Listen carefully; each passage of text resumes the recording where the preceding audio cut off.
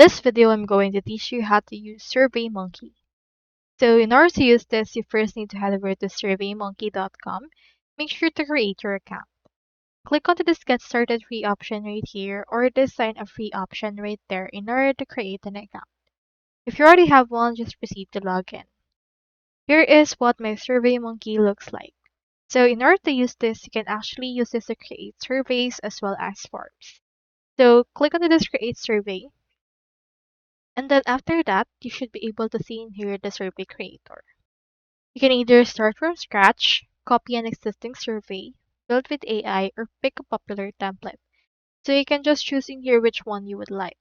So on my case, let me head over and then choose in here this pick from a popular template. Once you have chosen right here which one you want, next thing you need to do is to just proceed to head over and then edit it according to your liking. Just choose which one you want. So for example, on my case, let's choose in here this scheduling poll.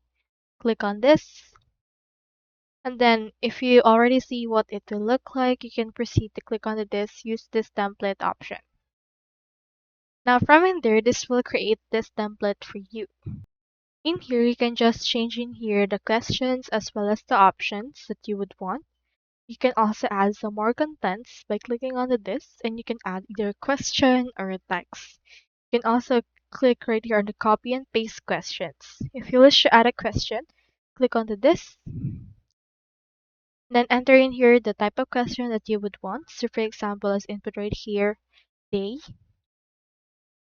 And then in here, it will suggest a date and time, or you can also just choose from sliders, ranking, checkboxes, and the likes.